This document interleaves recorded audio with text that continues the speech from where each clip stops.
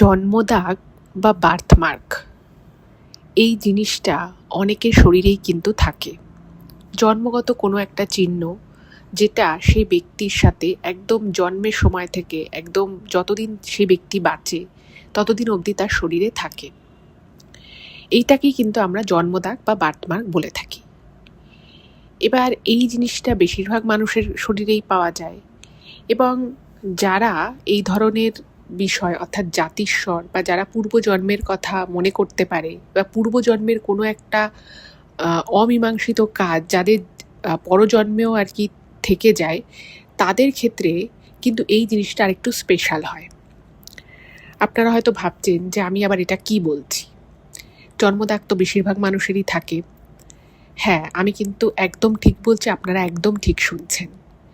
এই জন্মদাগ যে সমস্ত ব্যক্তির শরীরে থাকে তাদের সেই জন্মদাগের সাথে কিন্তু অনেক ক্ষেত্রেই তাদের পূর্বজন্মের কোনো একটা যোগসূত্র থাকে এবং যারা জাতিস্বর হয়, যারা পূর্বজন্মের কথা মনে করতে পারে বা যাদের বর্তমান জীবন বা বর্তমানের যে জন্মটা তারা সেই জন্মের সাথে তাদের আগের জন্মকে লিঙ্ক করতে পারে, সেই সমস্ত ব্যক্তির ক্ষেত্রে কিন্তু এই ধরনের জন্মদাগ অর্থাৎ বার্থমার্ক কিন্তু একটা সূত্র বহন করে, একটা যোগসূত্র থাকে এবং সেই যোগসূত্র মারফত কিন্তু তাদের বর্তমান জীবন অনেক রকমভাবে প্রভাবিত হয়। আজকে আমি যে ঘটনাটা এখন আপনাদেরকে বলবো সেটা কিন্তু এইরকমই একটা বিষয়কে নিয়ে, এবং আমাকে যিনি আজকের ঘটনাটা পাঠিয়েছেন তিনি একজন স্বনামধন্য প্রফেসর। তো সঙ্গত কারণেই উনি ওনার আসল পরিচয়টা দিতে বারণ করেছেন, কিন্তু আপনারা হয়তো গেস করতে পারেন যে তিনি কে। তিনি একজন যথেষ্ট স্বনামধন্য কলেজের প্রফেসর। তিনি বিভিন্ন বড় বড় পত্রপত্রিকায় আমাদের যে ১ নম্বর যে পত্রিকা রয়েছে ওয়েস্ট বেঙ্গলের, সেখানেও উনি অনেক সময় অনেক কিছু লিখেছেন এবং তার রিসার্চ পেপার অনেক জায়গায় গেছে। তো ওনারই একজন বন্ধুর এই ঘটনাটা। নমস্কার শ্রোতা বন্ধুরা, ভূত ভগবান চ্যানেলে আপনাদের সকলকে অনেক স্বাগত। আশা রাখছি সবাই খুব ভালো আছেন, আনন্দে আছেন, সুস্থ আছেন এবং ভূত ভগবান চ্যানেলের ঘটনা মন দিয়ে শুনছেন। সত্যি যদি আমাদের চ্যানেলের ঘটনাগুলো আপনাদের ভালো লাগে অবশ্যই চ্যানেলটাকে সাবস্ক্রাইব করবেন, ভিডিওগুলোকে লাইক করবেন, পুরোটা শুনে কেমন লাগলো সেই মতামত কিন্তু অবশ্যই কমেন্ট করে জানাবেন। আর আপনাদের জীবনে বা আপনাদের পরিচিত কোনো মানুষের জীবনে যদি এরকম কোনো ঘটনা থাকে সেগুলো ইমেল করে আমাদেরকে পাঠিয়ে দিতে পারেন। ইমেল আইডি আমাদের ডেসক্রিপশানে দেওয়া রয়েছে। এইটুকুই বলার ছিল। এবারে আমি চলে যাব সরাসরি আজকের ঘটনায়। তো প্রথমেই আমি আপনাদেরকে বললাম যে আজকের ঘটনাটা যিনি পাঠিয়েছেন সেই স্যার, তিনি তার আসল নামটা এখানে রিভিল করতে বারণ করেছেন সঙ্গত কারণে।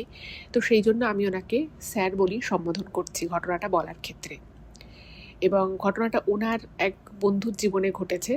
তো সেই বন্ধুই ওনাকে নিজে ঘটনাটা শেয়ার করেছিলেন। তো প্রথমেই বলি যে এই স্যারের সাথে এই যে বন্ধু যার ঘটনা আমি এখন আপনাদেরকে বলবো, তার সাথে কিন্তু মানে কর্মসূত্রেই আলাপ হয় এবং খুব কম সময়ের মধ্যেই এই দুই ব্যক্তি কিন্তু একে অপরের বন্ধু হয়ে ওঠে। কারণ দুজনেই একটা কনফারেন্সে যায় এবং সেখানেই আলাপ হয় এবং দুজনেই পড়াশুনো খুব ভালোবাসে। বিভিন্ন ধরনের পড়াশুনো ছাড়াও বিভিন্ন ধরনের সায়েন্স বা বিভিন্ন ধরনের স্কিলসের প্রতি এনাদের আর কি প্রচণ্ড আর কি একটা ইন্টারেস্ট রয়েছে। তো সেই জায়গা থেকেই দুজনের বন্ধুত্ব। তো এবারে এরকমই একদিন এই দুজনই আর একটা কোনো কনফারেন্সে গেছিলেন। তো সেখানে কনফারেন্স হওয়ার পরে একটা প্রোগ্রাম হওয়ার কথা ছিল। এবার সেই প্রোগ্রামটা মোটামুটি 2 ঘন্টা 2.5 ঘন্টার একটা প্রোগ্রাম ছিল, কিন্তু সেখানে কোনো একটা কারণের জন্য সেই প্রোগ্রামটা সেই দিন ক্যান্সেল হয়ে যায়। এবার ওনারা তো একটা লাউঞ্জ মতো জায়গায় ওয়েট করছিলেন যে প্রোগ্রামটা শুরু হবে, প্রোগ্রামটা শেষ করে ওনারা যে যার মতো গাড়ি নিয়ে বেরিয়ে পড়বে। এবার যেহেতু ওই প্রোগ্রামটা ক্যান্সেল হয়ে যায় এবং ওনাদের যে গাড়ি নিতে আসার কথা ছিল সেই গাড়িটা ওই 2.5 ঘন্টা পরে আসবে, সেটাই শিডিউল করা ছিল। তো এই প্রফেসর স্যার উনি কফি খেতে খুব ভালোবাসেন। তো উনি তখন ওই ব্যক্তিকে বলেন, মানে তিনিও প্রফেসর, তো স্যার তার সেই বন্ধুকে বলে যে ঠিক আছে তাহলে আমরা কফি খেয়ে আসি। তো ওনারা কফি খেতে একটা কফি শপে ঢোকেন এবং সঙ্গে সঙ্গে খুব ঝমঝমিয়ে বৃষ্টি শুরু হয়।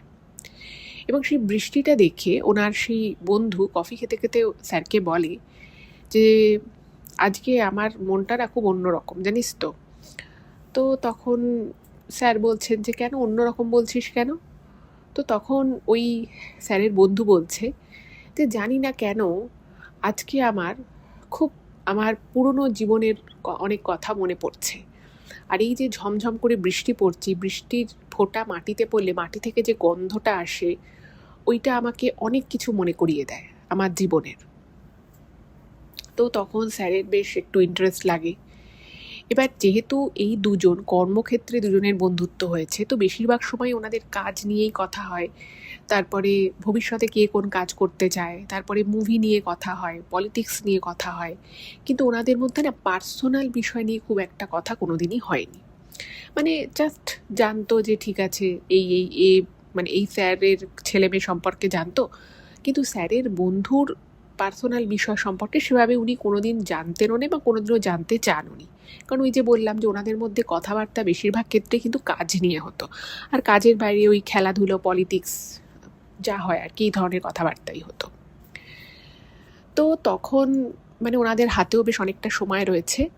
তো তখন স্যার বলেন যে দেখ হাতে তো অনেকটা সময় আছে, তো তুই আজকে বল, আমারও আজকে প্রোগ্রামটাও ক্যান্সেল হলো, তো আমারও আজকে তোর কথা শুনে খুব শুনতে ইচ্ছে করছে যে তুই কি এমন তোর মনে পড়ছে। এবার স্যার এখানে মেনশন করেছেন যে উনি ভেবেছিলেন যে হয়তো অনেক সময় হয় না যে ওনাদের মানে ওনারা প্রায় প্রৌঢ়ই হয়ে গেছেন বলা যায়। তো জীবনে মাঝে মধ্যে এমন একটা সময় আসে, এমন একটা এজ আসে, সেই সময় না মানুষ যখন পিছনে ফিরে তাকায় তখন তার অনেক কিছুই মনে হয়। পুরনো প্রেমের কথা মনে হতে পারে, ছোটবেলার কথা মনে হতে পারে, দাদু ঠাকুমার কথা মনে হতে পারে, এইরকম আর কি। তো স্যারেরও মনে হয়েছিল যে ওনার সেই বন্ধু সেরকমই হয়তো কিছু একটা মনে মনে চিন্তা করছে, কিন্তু উনি ভুল ছিলেন। যাই হোক, তো সেটা আমি বলছি কি বলেন। তো তখন প্রথমেই স্যারের বন্ধু স্যারকে বলছে যে তোর ওয়াইফ, তোর ছেলে মেয়ে সব ঠিকঠাক চলছে তো? তখন স্যার বলছে হ্যাঁ ওই চলছে, এখন ছেলেমেয়েরা বড় হয়ে গেছে, ওরা ওদের ডিসিশন নিতে পারে, এবং আমিও ওদের ডিসিশনের সাথে সবসময় হয়তো সহমত হই না, কিন্তু যাই হোক ওরা অ্যাডাল্ট, আমি রেসপেক্ট করি ওদের মানে যা যা ওরা ডিসিশন নেয় সেটাই। তো তখন স্যারের বন্ধু বলছে যে তোর কত বছর আগে বিয়ে হয়েছিল, মানে তোর তখন বয়স কত ছিল? তো স্যার বলেন যে আমার অমুক বয়স ছিল, তখন আমার বিয়ে হয়। ওনার অ্যারেঞ্জ ম্যারেজই হয়েছিল।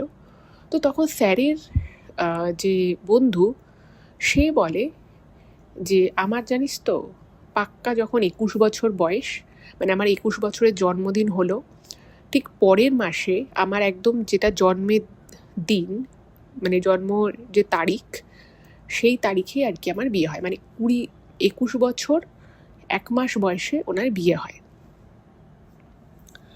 এবার এই দুজন যে ব্যক্তি, এরা দুজনেই কিন্তু উচ্চশিক্ষিত, এবং এনারা শুধুমাত্র দেশেই পড়াশুনো করেছেন বা কাজকর্ম করেছেন তা নয়, এরা দেশের বাইরে গিয়েও অনেক কাজ করেছে, সেখানে কোর্স করেছে এইসব। তো সেক্ষেত্রে যখন উনি শুনলেন যে ওনার ওই বন্ধুর যখন 21 বছর বয়স সেই সময় বিয়ে হয়েছে, এটা শুনে না স্যারের একটু অবাক লাগে।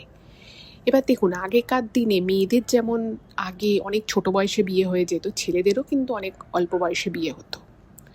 তো এটা খুব যে অস্বাভাবিক বিষয় বা এমন কিছু বিষয় যেটা খুব সারপ্রাইজিং হবে সেটা কিন্তু নয়, কিন্তু তবুও ওনার মনে হয় যে যে ছেলেটার 21 বছর বয়সে বিয়ে হয়ে যায়, তারপরেও সে এত হায়ার স্টাডিজ করেছে, দেশের বাইরে গেছে, সেখানে পড়াশুনো করেছে, কাজ করেছে, এটা তো বেশ ভালো বিষয়।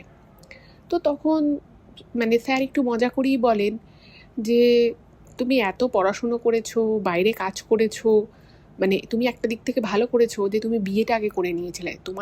তোমার কথা অনুযায়ী আমি যদি মানে তুমি যেটা বললে সেটার সাথে যদি আমি কম্পেয়ার করি, তাহলে আমার তো বুড়ো বয়সে বিয়ে হয়েছে, এইরকম করে আর কি উনি একটু মজা করে। তখন বলছে যে তাহলে তোমার ছেলেমেয়েরা তো অনেকটাই বড় হয়ে গেছে বলো, তাহলে মানে তুমি তো পুরো ঝাড়া হাত পা, তোমার তো বেশ ভালো। মানে এরকম করে কয়েকটা কথা স্যার বলছেন। তো ওই স্যারের যে বন্ধু, তিনি না একটুখানি কফির কাপটা হাতে নিয়ে একটু চুপ করে আছেন। তো উনি বলেন যে ভালো করেছি খারাপ করেছি তা জানি না, শুধু এটুকু বলতে পারি যে আমি খুব ভালোবেসে বিয়ে করেছি, ভীষণ ভালোবাসতাম, পাগলের মতো ভালোবাসতাম। উনি বলেন যে আমি যে মানে ওই অল্প বয়স তখন, মানে পড়াশুনো করছি, পড়াশোনার প্রতি একটা অগাধ ভালোবাসা রয়েছে, একটা টান রয়েছে, পড়তে আমি চিরকালই খুব ভালোবাসতাম। আমার পরিবারের, ওনার বাবা ডাক্তার ছিলেন, মানে ওই যে বন্ধু বলছে যে তার বাবা ডাক্তার ছিলেন, বাড়িতে একটা পড়াশুনোর পরিবেশ ছিলই। কিন্তু হঠাৎ করেই উনি বলেন যে আমি আমাদের গ্রামে মেয়েটিকে দেখি, মেয়েটির সাথে আমার একবার কথা হয়, কি চরম যে আমি প্রেমে পড়ে গেলাম মেয়েটির, সেটা আমি না বলে বোঝাতে পারবো না।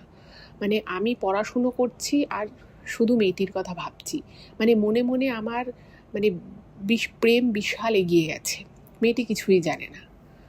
তো এইটুকু কথা বলে যখন শুরু করলেন মানে ওই স্যারের বন্ধু, উনি লিখেছেন যে আমার এত ইন্টারেস্ট জাগলো, আমি তখন আমার বন্ধুকে বললাম যে আমি আর 10 মিনিট পর আমি আর এক কাপ করে কফি অর্ডার করছি, অনেকটা সময় আছে, তুই আজকে আমার সাথে মন খুলে কথা বল, আমার মনে হচ্ছে তোর মধ্যে অনেক কথা জমে আছে, তুই বল, আমার শুনতে দারুণ লাগছে, যা আছে তুই সব আমাকে বলে দে।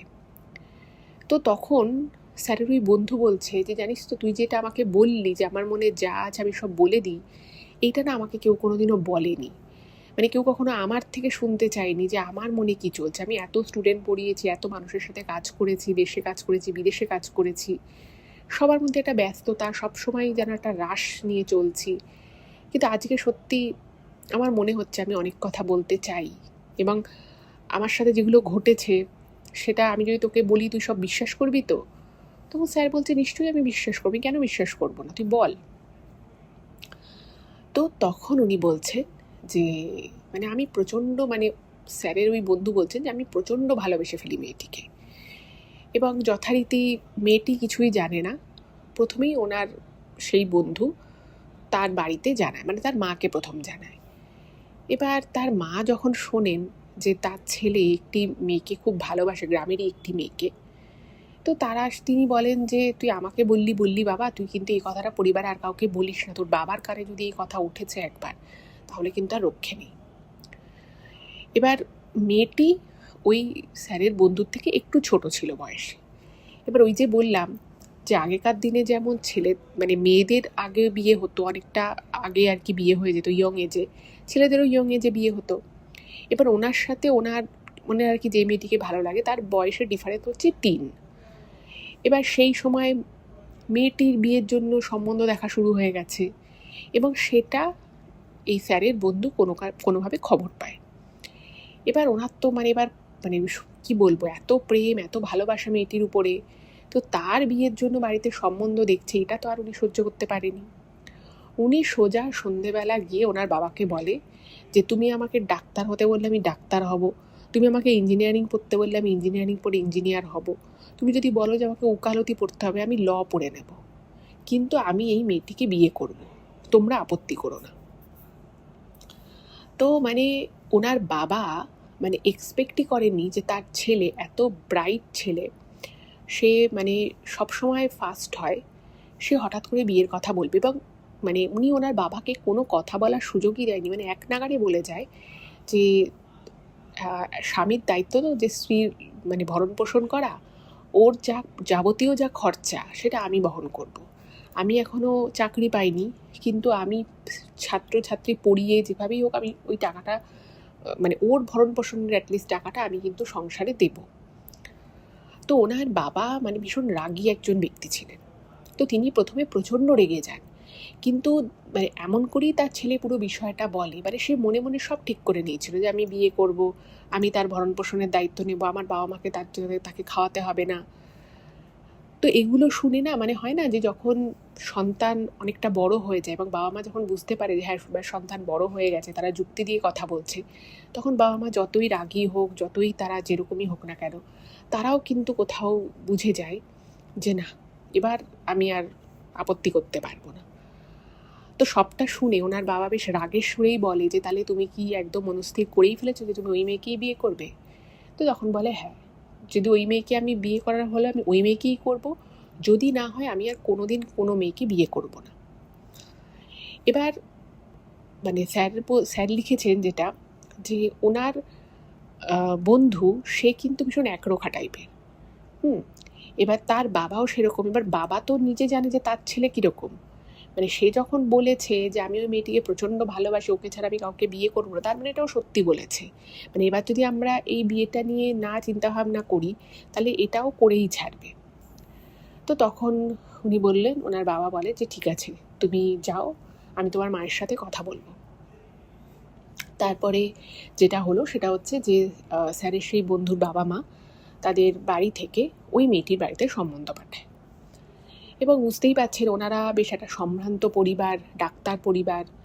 তো মেয়ের বাড়িটা খুবই সাদামাটা একটা মেয়ের ফ্যামিলি, মানে সেরকম কোনো বিশাল উচ্চশিক্ষিত বা প্রচুর টাকা পয়সা আছে সেরকম কিছু না, কিন্তু ভালো স্ট্যান্ডার্ড, মানে ভালো একটা ফ্যামিলি বলা যেতে পারে। তো তারা যখন এই সম্বন্ধের কথাটা শোনে তারা তো এক বাক্যে প্রায় রাজি হয়ে যায়, কারণ তারা মেয়ে বিয়ে দিতেই চাইছে। আর এরকম একটা সুপাত্র, এরকম একটা ভালো পরিবার, শিক্ষিত মার্জিত পরিবার, এটা তো এরকম তার সবসময় পাওয়া যায় না। তো তারাও এক কথায় রাজি হয়ে গেল।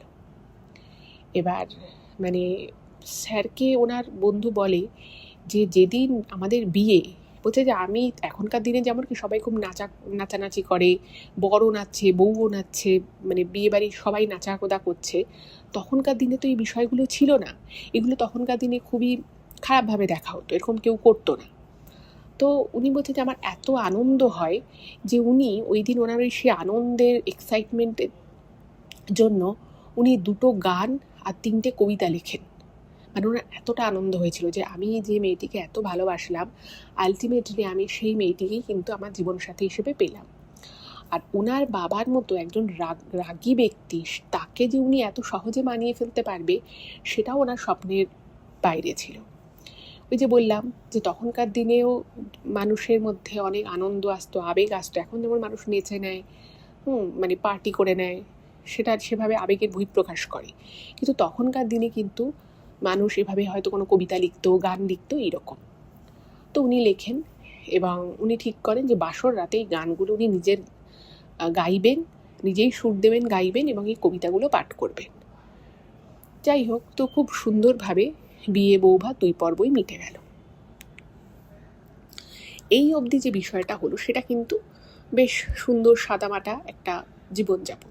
ওনারা বিবাহিত জীবনে প্রবেশ করলেন এবং যেরকম বলেছিলেন স্যারের বন্ধু বাড়িতে, উনি কিন্তু সত্যি সত্যি আরও বেশি করে ছাত্রছাত্রী পড়ানো শুরু করলেন এবং সেখান থেকে একটা পারিশ্রমিক উনি নিতেন এবং সেই টাকাটা কিন্তু উনি রীতিমতো সংসারে দিতেন। ওনারা কিন্তু খুব বড়লোক ছিলেন, এরকম নয় যে মানে ওই টাকাটা না দিলে সংসারে রান্না হবে না বা মেয়েটি খেতে পাবে না, সেটার জন্য কিন্তু নয়। ওনার বাবা বলেছিলেন যে তুমি দায়িত্ব যখন নিচ্ছ তাহলে তোমাকে নিতেই হবে দায়িত্ব, সেটা তুমি যেভাবে পারো, আর যতটুকু টাকাই হোক তুমি সংসারে দেবে। কিন্তু ওই যে বললাম ডাক্তার ছিলেন এবং ওনার যথেষ্ট বিষয় সম্পত্তিও ছিল, বাট এক একটা ফ্যামিলির কিছু কিছু সংস্কার থাকে, তারা কিন্তু সেটাকে খুব স্ট্রিক্টলি মেনটেন করে। তো ওনার ফ্যামিলি কিন্তু কিছুটা সেরকমই ছিল এবং ওনাদের একটা খুব সুন্দর মিষ্টি একটা বিবাহিত জীবন শুরু হলো। এইবারে ওনাকে অনেকেই জিজ্ঞেস করতো, মানে ওই স্যারের বন্ধুকে, যে তুই এত ভালো পড়াশুনোয়, তোর এত উজ্জ্বল একটা কেরিয়ার, তারপরেও তুই এত তাড়াতাড়ি বিয়ের জন্য কেন সিদ্ধান্ত নিলি, বা এই একটা মেয়ের মধ্যে তুই এমন কি দেখলি যার জন্য তোর মনে হলো যে তোর চাকরি বাকরি পাওয়া বা সেই জায়গায় পৌঁছানোর আগেই তোকে মেয়েটাকে বিয়ে করে নিতে হবে। তো উনি সবাইকেই বলতেন যে আমি ওকে খুব ভালোবেসে ফেলেছিলাম, ওকে আমি খুব ভালোবাসি, ওকে আমি কখনোই হারাতে চাইনি, এবং যেহেতু ওর বাড়ি থেকে ওর বিয়ের সম্বন্ধ দেখা শুরু হয়ে গেছিলো সেই জন্য আমি ওকে বিয়ে করেছি। এবং এই জন্য অনেক আত্মীয় স্বজনও মাঝে মধ্যে একটু মানে পিছনে ঠাট্টা মজা করতো ওনাকে নিয়ে, সেটা উনি কোনোদিনই গায়ে মাখেননি। আসলে প্রতিটি মানুষের ভাগ্যে এমন কিছু কিছু জিনিস থাকে, এমন কিছু কিছু বিষয় থাকে যেগুলো না ঠিক ঘুরে ফিরে ভগবান সেভাবেই আর কি তার জীবনে আনেন, যেটা মানে তার জীবনে ভবিষ্যতে ঘটতে চলেছে। ওনাদের বিবাহিত জীবনটা ভালোই কাটছিল। তো ওনার স্ত্রী ওনাকে বলতো যে দেখবে আমাদের একটা খুব সুন্দর ফুটফুটে মেয়ে হবে। এবার উনি বলতেন যে, "তুমি কি করে বলছো যে আমাদের একটা ফুটফুটে মেয়ে হবে? ছেলেও তো হতে পারে।" আর সত্যি বলতে কি সেই সময় ওনারা দুজনেই মানে প্রতিষ্ঠিত হওয়ার জন্য চেষ্টা করছিলেন। ওনাদের যে সেই মুহূর্তে ফ্যামিলি প্ল্যানিং করবে সেটা নিয়েও কিন্তু ওনাদের কোনো চিন্তাভাবনা ছিল না। এবং এক্ষেত্রে বলে রাখি, উনি যেটা মেনশন করেছেন স্যার, যে ওনার বন্ধু যেমন সেই সময় আরও হায়ার স্টাডিজ করছিল, পড়াশুনো করছিল, ওনার স্ত্রীও কিন্তু পড়াশুনো করছে। দুজনেই তখন আর কি হায়ার স্টাডিজ করছে, যে যার নিজের পায়ে দাঁড়াবে, কেরিয়ার তৈরি করবে, এরকম ভাবনা চিন্তা দুজনেরই ছিল। এবার দুজনের মধ্যে প্রথমে ইনি আর কি হায়ার স্টাডিজ করে তারপর একটা খুব ভালো একটা উনি চাকরি পেয়ে গেলেন। এবার যেহেতু চাকরিটা উনি পেয়ে গেলেন, তো তখন ভাবলেন যে ঠিক আছে, এবার কিছুদিন একসাথে এবার থাকবে, তারপরে উনি ওনার স্ত্রীকে নিয়ে আলাদা কোথাও একটা থাকবেন, বাড়ি ভাড়া করে বা বাড়ি কিনে, যেভাবেই হোক। ইন দ্য মিন টাইম ওনার স্ত্রীও কিন্তু পড়াশুনো কমপ্লিট করলো ঠিক তার 2 বছর পরে, এবং সেও কিন্তু একটা জায়গায় চাকরি পেয়ে গেল, টিচার হিসেবে একটা জায়গায় সে যুক্ত হলো। এই অবধি কিন্তু সব কিছু ঠিকঠাক চলছিল, পরিবারের সবাই ভীষণ খুশি। এবার হঠাৎ করেই ওনার স্ত্রী, মানে কোনোখানে কিছু নেই, মানে একদিন হঠাৎ করেই উনি ঘুম থেকে ওঠে, ওনার স্ত্রী, সেদিন ছুটির দিন ছিল, এবং বলে যে একটা সময় আসছে আমাদের জীবনে, খুব তাড়াতাড়ি আসছে, যখন তুমি দেখবে তোমার চোখের সামনে অনেক কিছু খারাপ হয়ে যাচ্ছে, অনেক কিছু নষ্ট হয়ে যাচ্ছে, কিন্তু তুমি কিছু করতে পারবে না। তো তখন মানে হঠাৎ করে যদি একটা ভালো লাইট মুডে ধরুন আপনি রয়েছেন, এবং আপনার একজন খুব প্রিয় কাছের মানুষ যদি আপনাকে এরকম বলে যে কিছু একটা এমন হতে চলেছে যেটা মানে যেটা ভাবতে পারা যায় না, এরকম যদি কিছু একটা হঠাৎ করে কেউ বলে, তখন প্রথমে তো সেটা মাথায়তেই ঢোকে না, তাই না? মনে হবে যেন এটা কেউ ইয়ার্কি মারছে। তো উনিও প্রথমে ব্যাপারটাকে অতটা গুরুত্ব দেয়নি। তো আবার ওনার স্ত্রী বলে যে তুমি কিন্তু আস্তে আস্তে নিজের মনকে প্রস্তুত করো। তো তখন উনি একটু অবাক হয়ে গিয়ে বলছেন, তুমি এসব কি বলছো? কি খারাপ হতে চলেছে? আমাদের জীবনে সব কিছু ঠিকঠাক চলছে, আমি যথেষ্ট ভালো টাকা পয়সা রোজগার করছি, তুমিও নিজের পায়ে দাঁড়িয়েছো, তোমারও জীবনে নিজের পায়ে দাঁড়ানোর ইচ্ছে ছিল, তুমিও রোজগার করছো, আমাদের ফ্যামিলি ব্যাকগ্রাউন্ড ভালো, তুমি কি খারাপের কথা বলছো? তো তখন ওনার স্ত্রী একটা অদ্ভুত কথা বলে। উনি বলেন যে, তোমাকে আমি একটা কথা বলিনি, সেটা হচ্ছে, দেখো আমি তোমাকে ভালোবাসি, তুমি আমাকে ভালোবাসো, আমিও তোমাকে ভালোবাসি, কিন্তু আমি যেদিন থেকে এই বাড়িতে, তোমাদের বাড়িতে বিয়ে হয়ে এসেছি, আমার যেন মানে মাঝে মধ্যে মনে হয় আমি আমার নিজের কান্না এই বাড়িতে শুনতে পাই। আমি যেন খুব কাঁদছি, আমি যেন সব কিছু নিঃস্ব হয়ে হারিয়ে খুব কষ্ট পাচ্ছি, এটা আমি শুনতে পাই। তখন ওনার একটু অবাক লাগে, কারণ এই টাইপের কথাবার্তা ওনার স্ত্রী ওনাকে এর আগে কোনো দিন বলেনি। হঠাৎ করে এরকম একটা কথাবার্তা শুনলে সবারই একটু অবাক লাগে, সবাই ভাবে যে সব আবার কী বলছে। তো স্বাভাবিকভাবে উনিও বলছেন, তুমি এসব কী উল্টোপাল্টা বলছো? তখন ওনার স্ত্রী বলছে, না আমি উল্টোপাল্টা বলছি না, আমি একদম ঠিক কথা বলছি, এবং আমি এই তোমাদের এই বাড়ি, তোমাদের এই পরিবার সবাইকে না আমার খুব চেনা লাগে, কিন্তু সবার প্রতি মাঝে মধ্যে না আমার একটা খুব রাগ হয়, ইভেন আমার তোমার প্রতিও মাঝে মধ্যে ভীষণ রাগ হয়, কিন্তু আমি আমার রাগের বহিঃপ্রকাশটা করি না। কেন করি না আমি জানি না, কিন্তু আমি করি না। কিন্তু আমি জানি যে এই বাড়িতে একটা সময় আমি খুব দুঃখ পেয়েছি, খুব কষ্ট পেয়েছি, এবং দেখবে আমাদের একটা মেয়ে হবে, এবং সেই মেয়েটা সুস্থ স্বাভাবিক সবই হবে, ঠিক আছে, কিন্তু দেখবে আমাদের মেয়ের হাতের একটা আঙুল খুব ছোট হবে, মানে হাতের 5টা আঙুল যেরকম শেপের হয়, নর্মাল যেরকম শেপের হয়, প্রতিটি আঙুল তো আলাদা আলাদা শেপের। তো বলছে যে মেয়ের হাতের একটা আঙুল, বাঁ হাতের একটা আঙুল, সেটা দেখবে স্বাভাবিক যতটা আঙুলের উচ্চতা হওয়া উচিত তার থেকে খুব ছোট হবে। মানে তখন না উনি ভীষণ রকমভাবে অবাক হয়ে যায় যে আমার স্ত্রী এসব কী কথাবার্তা বলছে, এগুলো তোর বলার কথা নয়। আর হঠাৎ করে মানে তখন যে ওনার ওয়াইফ প্রেগনেন্ট বা ওনারা প্রেগনেন্সির জন্য ট্রাই করছেন, সেসবও কিন্তু কিছু নয়। তো উনি বললেন যে, দূর তুমি এসব কী বলছো, আমার কিছু মাথায় ঢুকছে না, কী কান্নাকাটি, তোমার যদি আমার প্রতি কোনো রাগ থাকে তুমি আমায় বলতে পারো, বা তোমাকে যদি আমাদের পরিবারের কেউ যদি কিছু বলে থাকে বা কারোর কথায় যদি তোমার কিছু খারাপ লেগে থাকে, তুমি সেটাও আমায় বলতে পারো, কিন্তু প্লিজ তুমি এরকমভাবে কথা বলো না, আমি কিছু বুঝতে পারছি না। তো তারপরে কোনো একটা কাজে দুজনেই বিজি হয়ে যায়, এবং সেই সমস্ত কথাবার্তা আর ওঠে না। বাট সেই থেকে উনি খেয়াল করেন যে একটা সময়, দিনের যে কোনো একটা সময়, ওনার স্ত্রী হয়তো চুল আঁচড়াতে আঁচড়াতে, বা কখনো উনি জামা কাপড় গোছাচ্ছেন বা খুব সকালবেলা উঠেছেন বা সন্ধেবেলা, এক এক মনে বসে থাকতো। এবং সেই সময় না ওরা চোখের পাতা পড়তো না, মনে হতো যেন কিছু একটা গভীর চিন্তা করছে। এরকম কিন্তু উনি বহুদিন ওনার স্ত্রীকে দেখেন। এবং যখন উনি জিজ্ঞেস করতেন, মাঝে মধ্যেই ওনার স্ত্রী একটা কথাই বলতো যে, জানো তো, আগের জন্মে আমি এই বাড়ির কিন্তু মেয়ে ছিলাম। এই জন্মে হয়তো আমি এই বাড়ির বউ, কিন্তু একটা জন্মে আমি কিন্তু এই বাড়ির মেয়ে ছিলাম এবং আমাকে অনেক কষ্ট পেতে হয়েছে এই বাড়িতে। এই বাড়ির সবাইকে আমি খুব ভালোবাসতাম, একটা সময় ভীষণ ভালোবাসতাম, কিন্তু একটা সময় আমাকে খুব কষ্ট পেতে হয়েছে। এবং তোমরাও কিন্তু এই যে কষ্টটা আমি সেই সময় পেয়েছিলাম, সেই কষ্টটা এবারে কিন্তু তোমরা পাবে। তোমরা কিন্তু মানসিকভাবে প্রস্তুত থেকো। এবার এর আগেও একটা সময় এরকম কথা বলেছে এবং এই কথাগুলো উনি মাঝে মধ্যেই বলতেন। বাট এখানে স্যার যেটা মেনশন করেছেন যে ওনার বন্ধু ওনাকে বলেছিল যে ওনার স্ত্রীর ব্যবহারে কিন্তু কোনো পরিবর্তন আসেনি। ওনার স্ত্রী কিন্তু ওনাকে ভালোবাসতো, ওনার খেয়াল রাখতো, বাড়িতে যেটুকু টুকটাক কাজকর্ম যেটা উনি করতেন সেটাই করতেন, ভালোবেসেই করতেন, সবার সাথেই উনি কিন্তু ঠিকঠাকভাবেই কথাবার্তা বলতেন। কিন্তু ওই কিছুদিন সব কিছু ঠিকঠাক যাওয়ার পর থেকে ওনার স্ত্রী না একটুখানি একলা সেরে হয়ে গেছিলেন। ওই যে বললাম, এক নাগাড়ে নিজের মনে নিজে বসে থাকা, কখনো কোনো কিছু বিড়বিড় করে বলা, মাঝে মধ্যে উনি ছাদে উঠে যেতেন।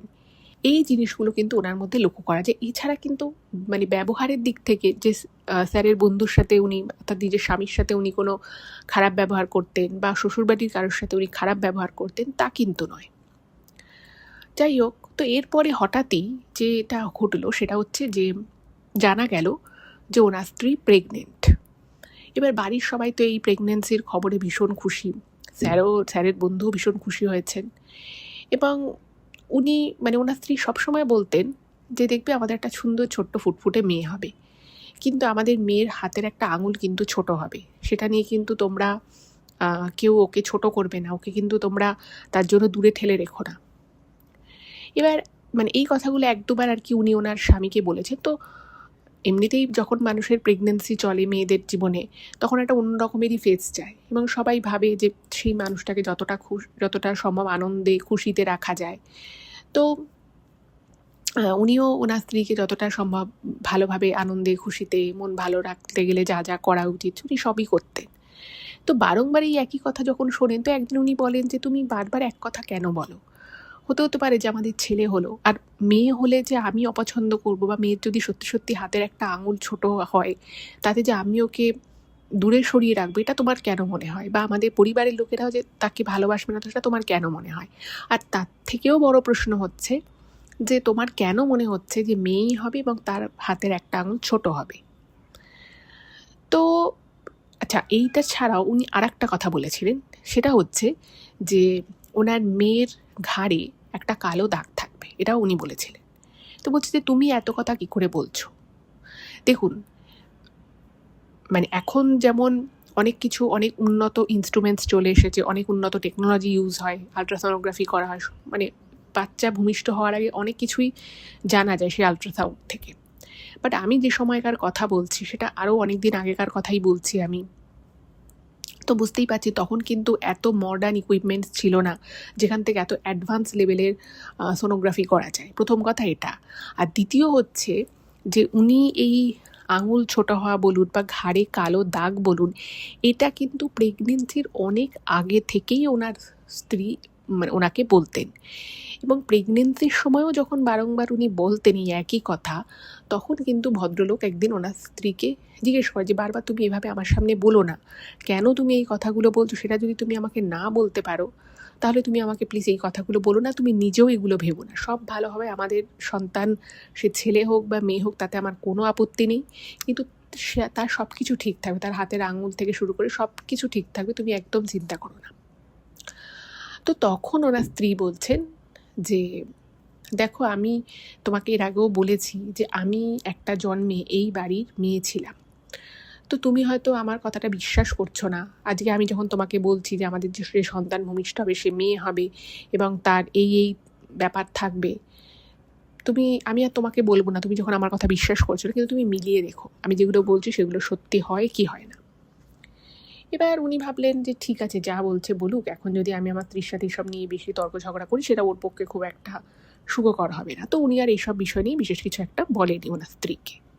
এইবারেই যথারীতি কিছুদিনের মধ্যেই ওনার স্ত্রী সন্তান প্রসব করলেন, এবং সন্তান প্রসব করার পরে যেটা দেখা গেল সেটা দেখে স্যারের যে বন্ধু তিনি রীতিমতো হতবাক হয়ে যান। বাড়ির সবাই খুব খুশি হয় যে কন্যা সন্তান হয়েছে, সেটা নিয়ে কোনো অসুবিধে ছিল না, সত্যি সত্যি ওনার স্ত্রীর কথা মতো কন্যা সন্তানই হয়। কিন্তু তার থেকেও যে দুটো বড় জিনিস সেটা হচ্ছে এই যে ওনার স্ত্রী বলতেন যে ওনাদের যে কন্যা সন্তান হবে তার বাঁ হাতের একটা আঙুল স্বাভাবিকের থেকে ছোট হবে, সেইটা ধরা পড়ে। মানে জন্মের পরই সেটা দেখা যায় যে বাঁ হাতের যে মধ্যমার যে আঙুলটা রয়েছে সেটা কিন্তু অনেকটাই ছোট, বাকি আঙুলগুলোর থেকেও ইভেন ছোট। আর শুধু তাই নয়, মানে ঘাড়ের কাছে একটা সত্যি সত্যি কিন্তু কালো দাগ আছে। এই দুটো জিনিস যখন উনি দেখেন যে ওনার সদ্যজাত কন্যার মধ্যে রয়েছে, মানে তখন ওনার স্ত্রীর ঠিকঠাক মতো জ্ঞান আসেনি। ওনার স্ত্রী সিজারিয়ান করে বাচ্চা প্রসব করা হয়, কারণ সময়ের একটু আগেই ওনার স্ত্রীর বাচ্চা জন্ম দিয়েছিলেন কিছু কমপ্লিকেশনের জন্য। তো মানে ওনার স্ত্রী তখনও হুঁশ নেই, মানে তিনি তখনও দেখেননি, কিন্তু তার আগে স্যারের বন্ধু নিজের সদ্যজাত সন্তানকে দেখেন এবং তিনি দেখে রীতিমতো হতভম্ব হয়ে যান। একদিকে ওনার মনে বাবা হওয়ার একটা আনন্দ ছিল, অন্যদিকে ওনার মনে একটা প্রবল মানে একটা যাকে বলে একটা অদ্ভুত রকমের একটা অনুভূতি হয় যে আমার স্ত্রী এই দুটো বিষয় জানলো কী করে। এবং ওনার স্ত্রী এর আগে বহুবার বলেছে যে আমি এই বাড়ির একসময় মেয়ে ছিলাম, আমার সাথে অনেক খারাপ হয়েছে, আমি এই বাড়িতে অনেক কেঁদেছি, অনেক কষ্ট করেছি।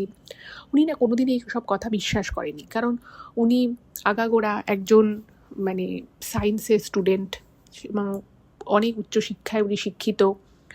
বিভিন্ন ধরনের সায়েন্টিফিক বিষয় নিয়ে উনি কথা বলেন, কাজ করেন, বাইরে গিয়ে কাজ করেন। সেরকম একটা মানুষকে হঠাৎ করেই যদি পূর্বজন্ম, জাতিস্বর এই কথাগুলো বলা হয়, তাহলে কি তার মনে ব্যাপারগুলো কি এত সহজেই স্থান পায়? পায় না।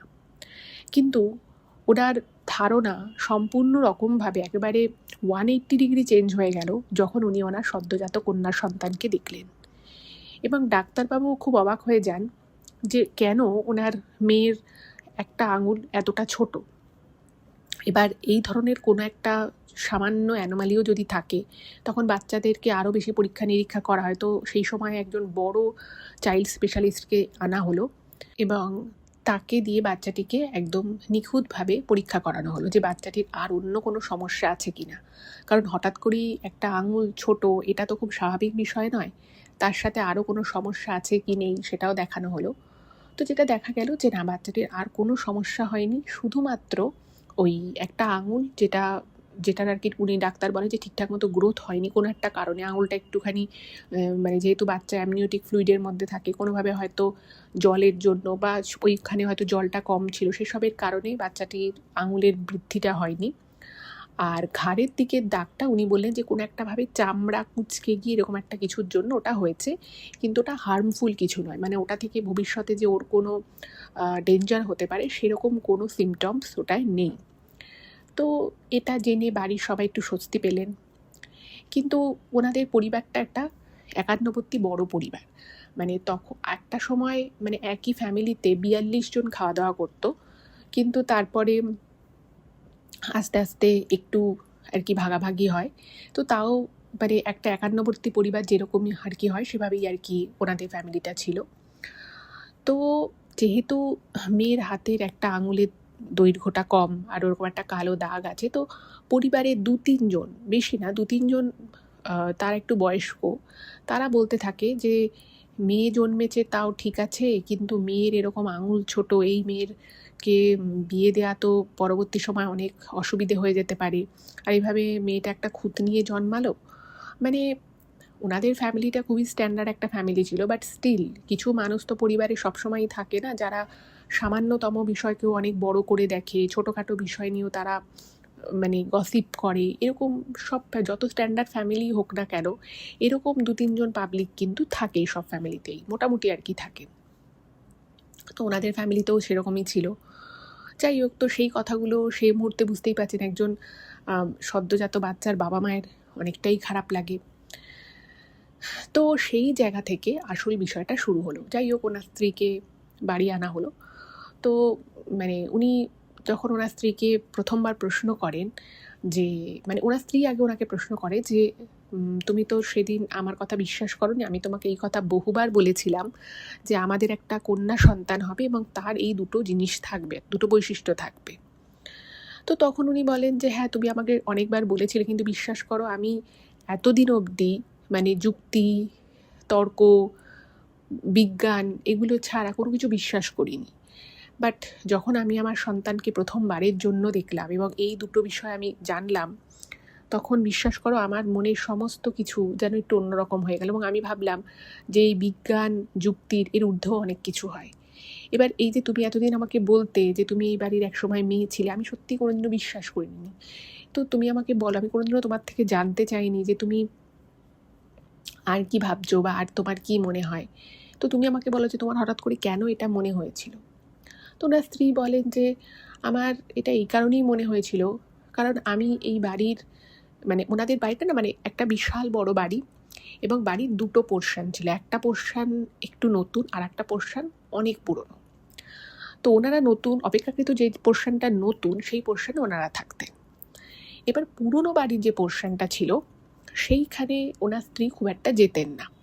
বিশাল বড় বাড়ি, বর্তমানে ওই বাড়িটা আর নেই। একটা খুব নামজাদা সংস্থার ওখানে তারা কিনে নেয় এবং সেখানে বিশাল বড় বিল্ডিং হয়েছে, মানে ফ্ল্যাট হয়েছে। যাই হোক, তো সেখানে এক সময় ওরকম একটা বিশাল বনেদি বাড়ি ছিল। তো সেই বনেদি বাড়ির যে ওল্ড পোর্শনটা উনি বলেন, মানে ওনার স্ত্রী বলেছেন যে আমি যখনই ওখানে যাই আমি বুঝতে পারি আমি ওইখানটা বসে কাঁদছিলাম এবং ওখানে একটা কুয়ো ছিল। এবার এই কুয়ো থাকার যে কথাটা বলে সেটা কিন্তু ওনার স্ত্রী এর আগে ওনাকে বলেনি। তার কারণ হচ্ছে ভদ্রলোক কোনোদিনই ওনার স্ত্রীর কথা খুব একটা বিশ্বাস করেনি, তো সেই জন্য মন খুলে কখনো উনিও বলেনি আর ইনিও শুনতে চাইনি। তো যখন এই কুয়োটার কথা বলে তখন না ভদ্রলোকের মাথায় ফট করে আসে যে উনি বহু বছর আগে ওনার ঠাকুমার কাছে শুনেছিলেন যে সত্যি সত্যি ওইখানে একটা কুয়ো ছিল, যে কুয়োটা সেই সময় আর এক্সিস্ট করতো না, কুয়োটাকে অনেক দিন আগেই বুঝিয়ে ফেলা হয়েছিল।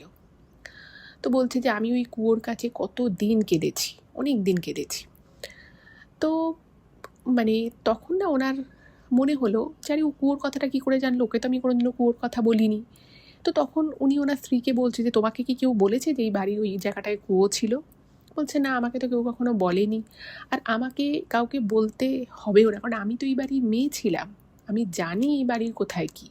বলছে যে অমুক জায়গাটা চিলেকোঠার ঘর আছে তোমাদের ওই ওপরে, এবং সেই চিলেকোঠার ঘরে একবার দুটো বিড়াল থাকতো এবং সে বিড়ালের অনেকগুলো বাচ্চা হয়েছিল। হ্যাঁ, তার মধ্যে একটা বিড়াল ছাদের কার্নিশ থেকে পড়ে যায়। মানে এরকম অনেক এমন কথা বলে যে কথাগুলো মানে অনেকটাই ওই ভদ্রলোক নিজেও জানতো না।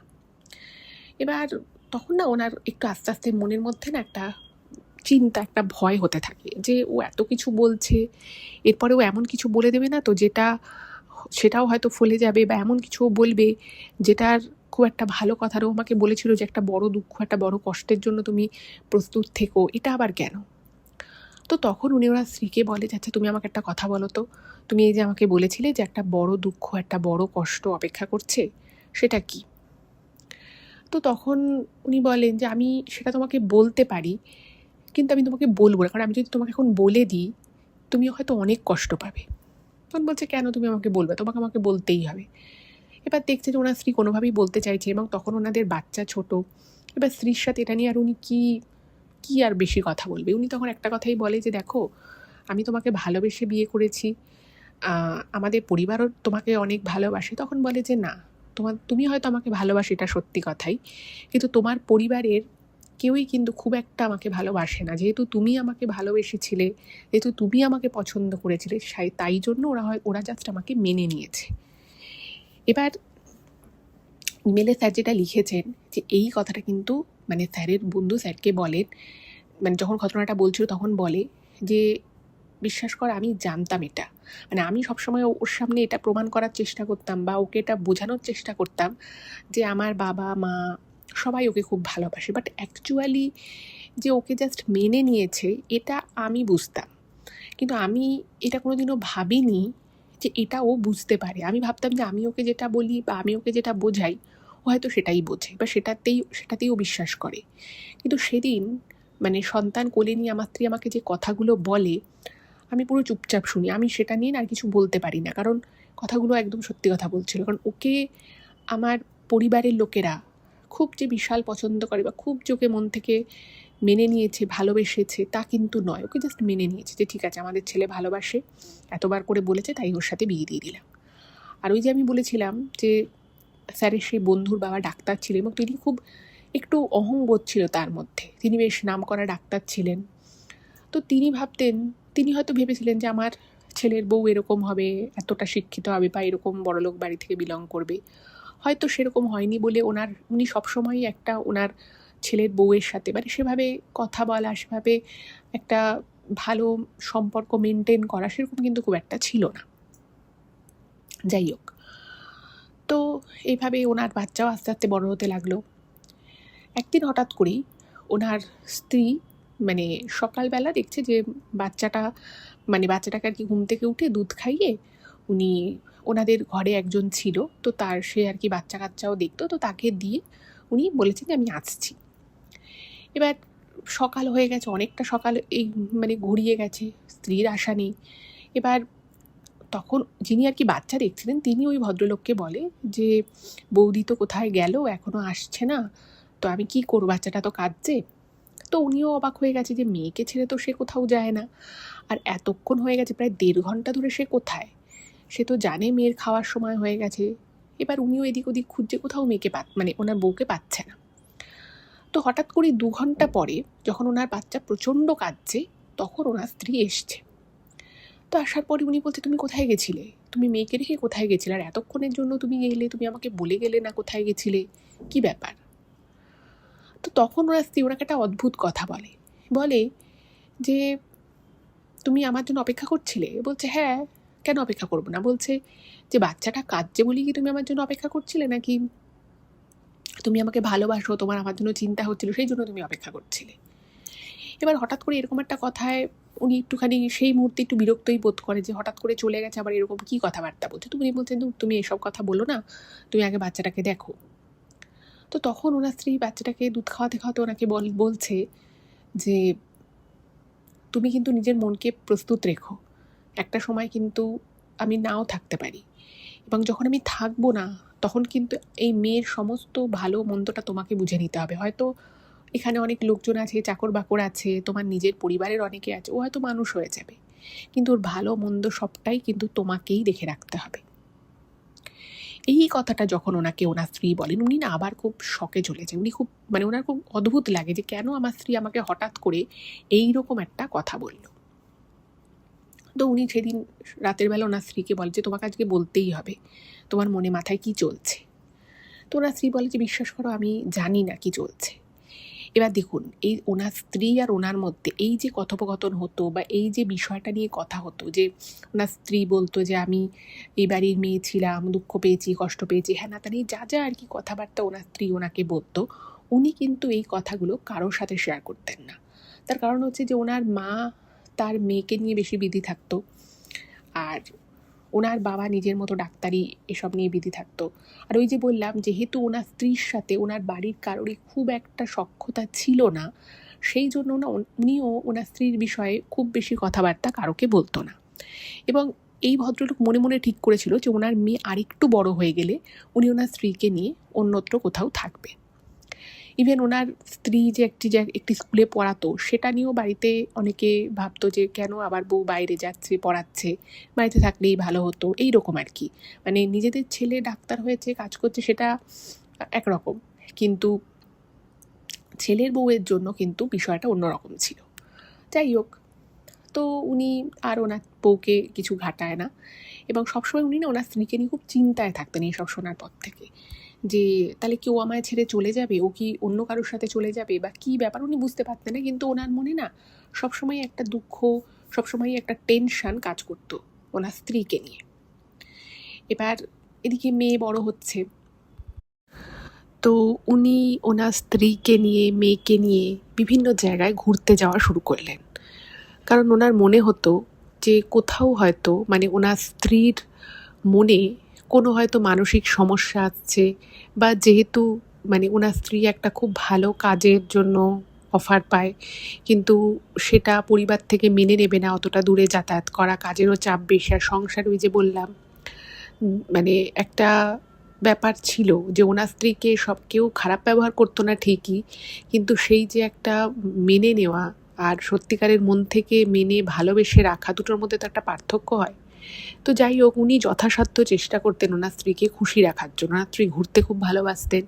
তো মেয়ের ১-১.৫ বছর হওয়ার পর থেকেই ওনারা বিভিন্ন জায়গায় ঘুরতে যাওয়া শুরু করেন, এবং ওনার স্ত্রীর লন্ডন দেখার খুব ইচ্ছে ছিল। ওনার মেয়ের যখন ৪ বছর বয়স, সেই সময় উনি ওনার স্ত্রীকে এবং মেয়েকে নিয়ে লন্ডন যান। সেখানে ওনার স্ত্রী ভীষণ আনন্দ করে, মজা করে, সবাই মিলে একটা খুব ভালো সময় কাটায়। এবং উনি মনে মনে ঠিক করে নিয়েছিলেন, ওনার সেই মানে স্যারের সেই বন্ধু, যে আর কয়েক বছরের মধ্যেই উনি সম্পূর্ণ আলাদা ব্যবস্থা করে স্ত্রীকে এবং মেয়েকে নিয়ে আলাদা হয়ে যাবেন।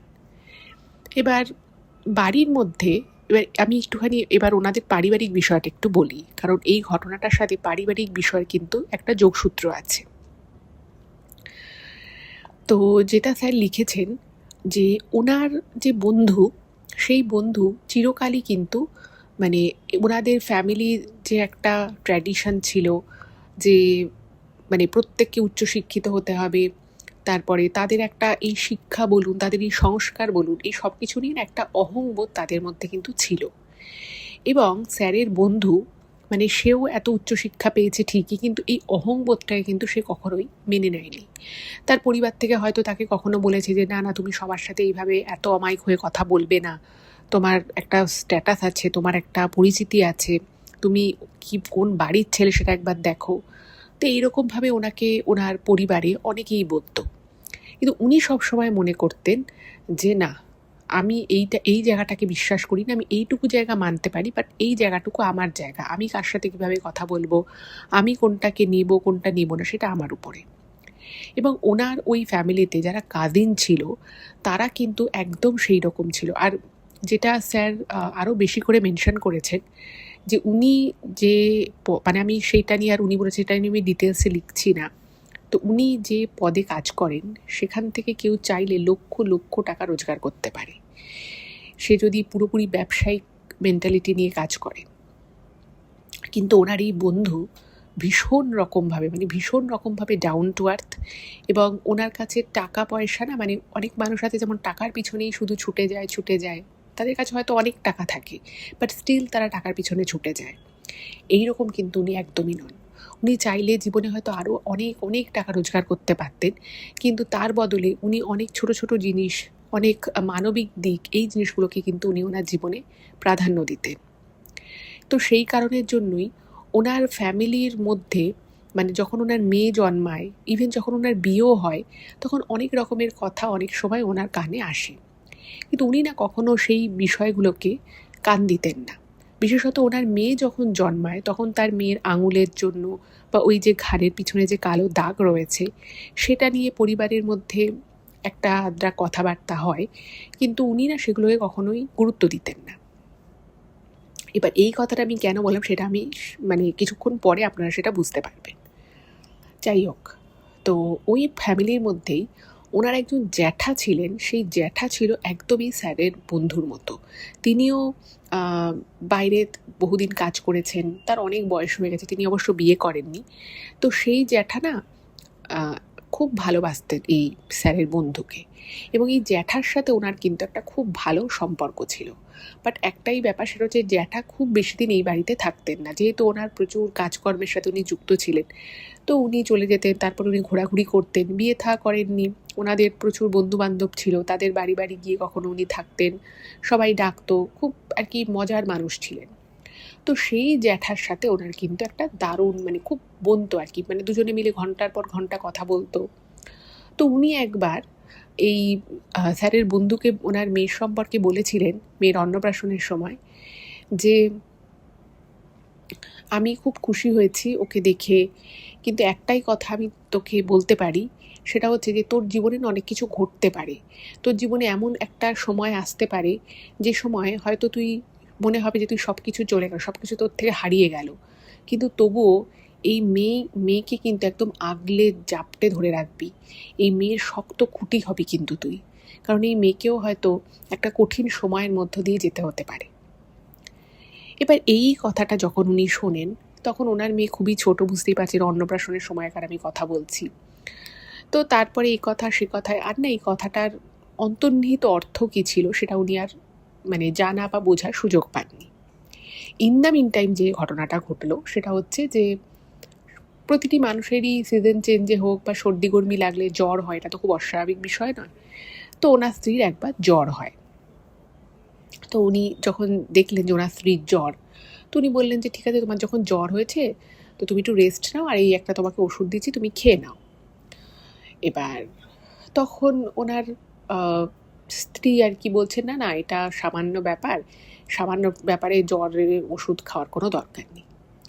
এবার দেখুন, জ্বর তো প্রতিটি মানুষেরই হয়, এমন তো নয় যে জ্বর মানে বিশাল কিছু একটা দুরারোগ্য ব্যাধি হয়েছে, তা তো নয়।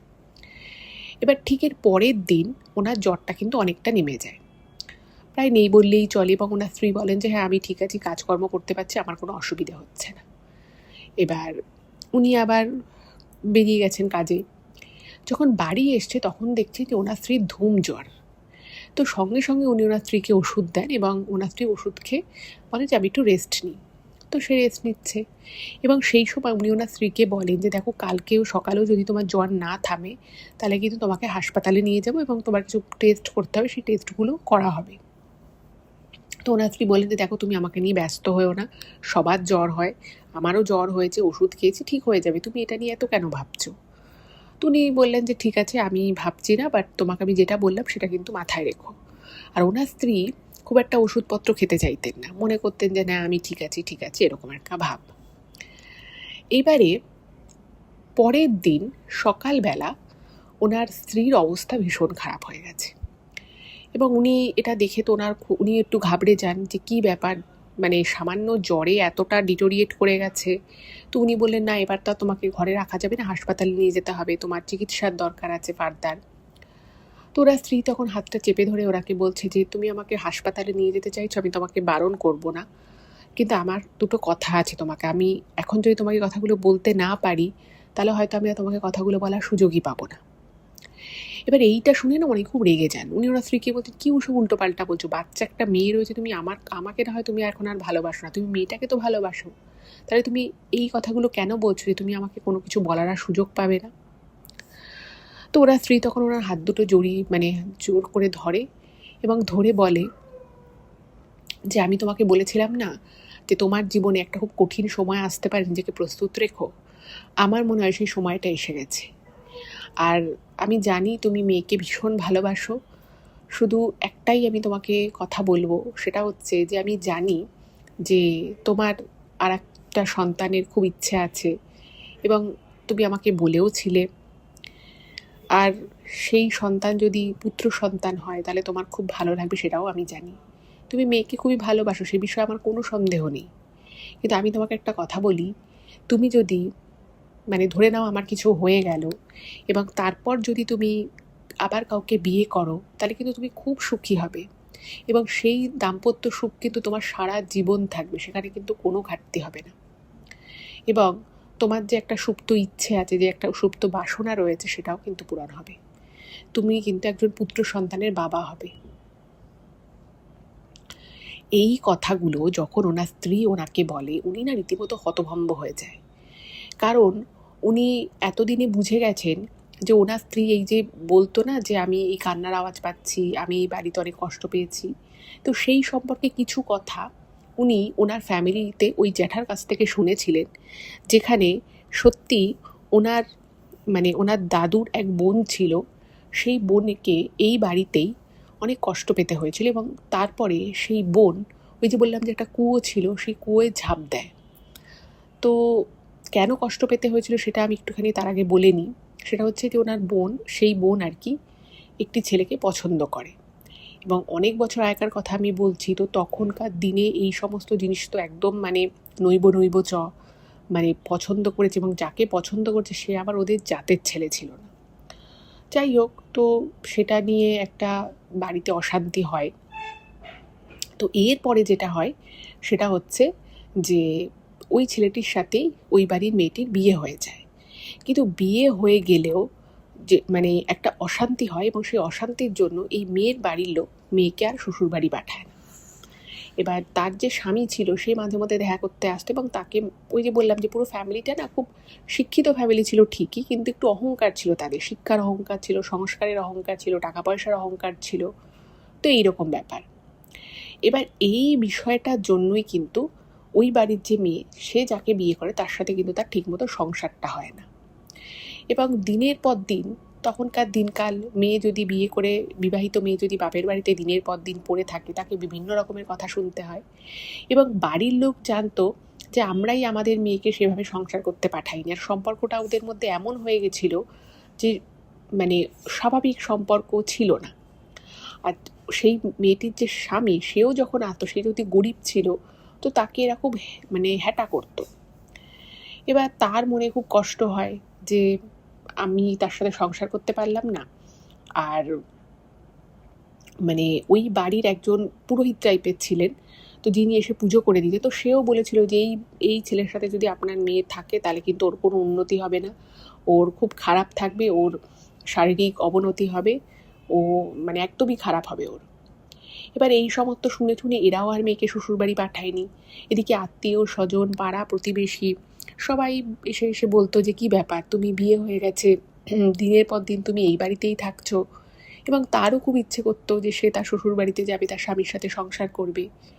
এবং দিনের পর দিন যেহেতু তার স্বামীকেও এখানে খুব একটা পাত্তা দিত না কেউ, এবং দিনের পর দিন যেহেতু ওনার স্বামীকে এই বাড়িতে অপমান করা হতো, তো একদিন উনি এরকমই বাড়িতে এসেছিলেন তার স্ত্রীর সাথে দেখা করতে।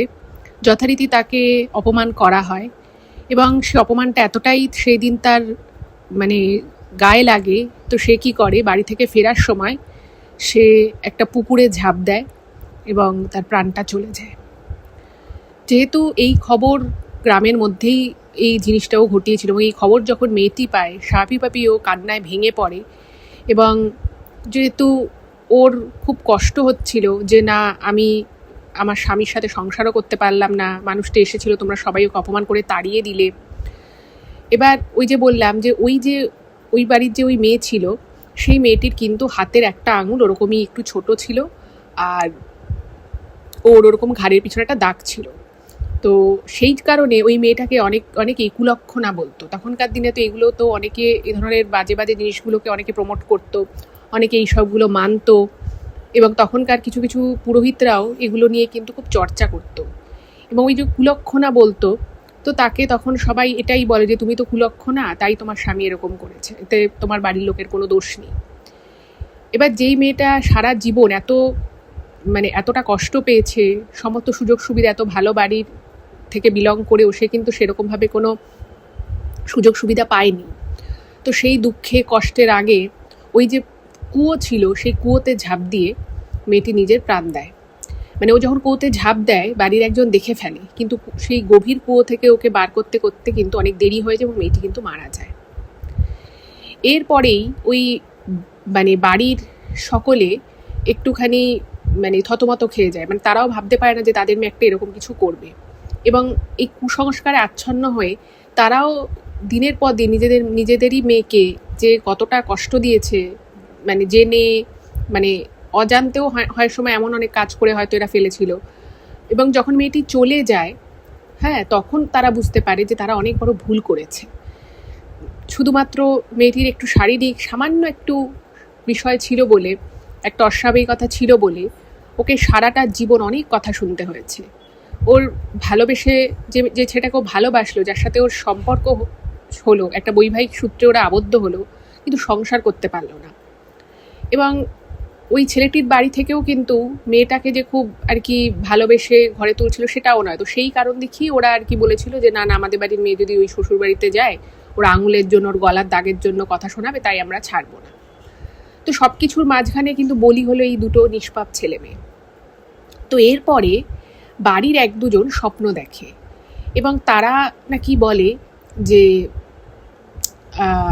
আমি ফেরত আসবো, আমি এই পরিবারে ফেরত আসবো এবং আমি আমার চোখের জলের দাম তোমাদেরকে কিন্তু দিতে হবে, আমি এই ওষুধ এই জিনিসটা কিন্তু আমি তুলবো, এর শোধ আমি কিন্তু তুলবো, এরকম একটা কিছু স্বপ্ন অনেকে দেখে, মানে কয়েকজনই আর কি দেখেছিল বাড়ির। তো তারপরে বহু বছর কেটে যায়। এবার এই মেয়েটা এরকম যে জন্মেছে, সেটা এই বিষয়গুলো যখন স্যারের বন্ধু জানেন, উনি মানে ভীষণ রকমভাবে অবাক হয়ে যান।